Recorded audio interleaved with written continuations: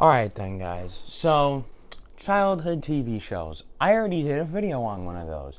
But I also totally forgot about one of my favorite, top tier, best TV shows, in my opinion. And now I know what you're thinking. Mr. Desperate, how in the name of God do you even forget that? It is pretty much one of your favorite TV shows. Could you forget such a thing? I don't know. I didn't think about it at the time. I totally forgot about the show at some certain point when making that video, I guess. But today we're going to be talking about Ben 10 and not the reboot. Not the reboot series. We're going to be talking about classic cuz I watched the reboot. The reboot the reboot is good in a way because I think it was that in Omniverse, because there are 3 different Ben 10 series confirmed in the mainland canon. I'm just going to be talking about classic. But that, and then the reboot kind of got me into watching it. And then I looked on HBO, it's like, what is this one? Or I looked on YouTube, and it's like, this one's better? I'm like, oh, okay, I'll watch that one. So I did watch that one. One of the best decisions of my life. Now, if you don't know who Ben 10 is, you can look it up on Google. I'm going to do a short explanation, and you should definitely watch the show. Ben 10 is a 10-year-old kid who gains an alien watch on his arm that he cannot take off that allows him to turn into 10 different aliens. But over time, as we learn, those 10 aliens apparently are even more than 10, up to even a million, as there are a bunch of DNA samples inside of this watch called the Omnitrix, made by an alien named Azimuth, which is also a transformation in Ben's Omnitrix called gray matter, and Ben goes around the whole entire United States, because we're back with the United States map again, because this map is so useful. They go on their whole entire world, United States road trip with their grandpa Max and Ben's cousin Gwen. That was a really, really, fast explanation. I hope I did that, really fast. But Ben has 10 different aliens, and then as he grows, he finds out he has a lot more. The Omnitrix is an alien device which was originally used for peace. It's actually one of the most overpowered cartoon items in the entire world. You can, if you're bad guy is an alien, the Omnitrix can literally scan it, use its DNA, and become the most strongest version of it. Now, I know it sounds like I'm nerding out and I'm geeking out, but I am just explaining. Now, Ben 10 was it's so crazy to me. Because, what the reboot did to it was actually, violating. It was such a violation. After I watched Classic, fully, here, you can even see a video of me watching Classic. Look at me, I'm watching Ben 10 right now. That's how much I love this show.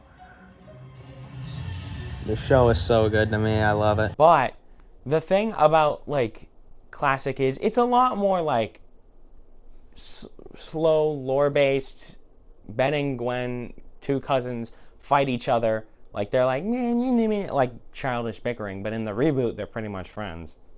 So I like classic better so much because this show is so good in this sense where it's literally.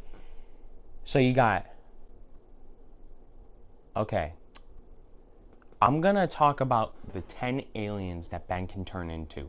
Ben can turn into 1, a fire-controlling magma alien named Heat Blast, who is a Pyronite, and I learned that while trying to research stuff for this video, because that's what I did. I watched Classic and I did this. The second one that I remember is Wild Mutt, which is also not in the reboot, but Wild Mutt is pretty much a dog-like alien. I forget what his alien name, technical alien name is, but he can't see. His senses are enhanced and he can't speak. He just roars and stuff, whatever. You got 4 arms, possibly one of my favorite aliens, because this guy is strong, big, huge, and not only that, he has just his voice is so gravelly. It's man, I'm so sick and tired of this. Like that. It's cool. I like him. He's just a big, strong brute. Then you got Ghost Freak. Ooh, Ghost Freak. Like if in the show there was an entire arc about Ghost Freak where he is like not, he's alive in the Omnitrix and he acts different, like a lot more violent. Like, I don't know, man. But the next one is Upgrade, a galvanic mechamorph. I remember that because it's a complicated name and I had to memorize that one. Galvanic mechamorph, who literally is just nanites that upgrade things, which is why he's called Upgrade. It's basically the thing that Iron Man's suit is made out of in Endgame. Nanomachines. Nanomachines, son. Nanomachines. You got... Oh, flip. Oh, Cannonbolt was a later alien. I remember that now. But that guy's extinct. Oh,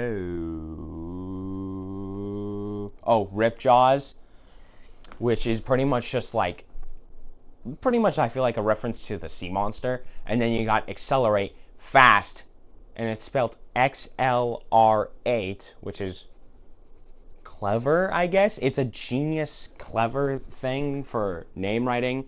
I just love this show. And all their aliens have different voice actors, different voice filters, different like things about them all the time. They also have transformation scenes that are really well animated and classic. In the reboot, they turned it into more comical, which I did not like. The classic one looks a lot more gruesome when you think about it. Like, oh my god. For the Forearms one, his arms literally just rip open. I have the Heat Blast one. It's like rocks growing onto his arm, and then like, it's kind of cool. I love it. I'm gonna play that right now. But that's besides the point. Then I keep on saying I love this show. I love this. I love this. I love this.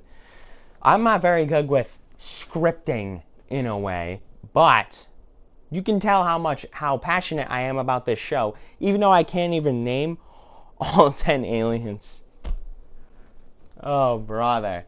I gotta watch some videos and stuff, but I wanted to make this video just to show my love and appreciation for this show. There is another YouTube channel that goes really well and in-depth into this category and genre. Their channel is called The Ink Tank. Go show them some love and support if you love the show and if you want to learn more about it and the more technical stuff. They review like all the shows. They are the creators of 5YL. I think you should go check them out. But with that out of the way, YouTube is... Okay, hold on. I need your guys' ideas to make videos. Now, I did get some ideas on the last video. I am going to probably do the one about watching the first X-Men movie, except it's not going to be like a reaction thing. It's going to be me like, oh yeah, this movie's great, maybe. I'm like maybe on that one. If you guys can give me some really good ideas, I'm hoping to see if I can do them at all, because your ideas will help me make YouTube videos that could possibly be the definition of my channel going off and popping off, because this is what I want to do, and I need your help with that. Thank you guys so much. I'm going to do a barrel roll. Bye.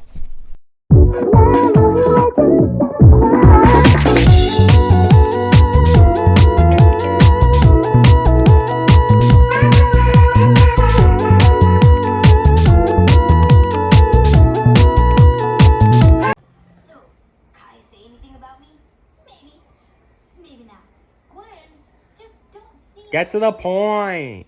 Girls can totally sniff out desperation a mile away. That doesn't make any sense.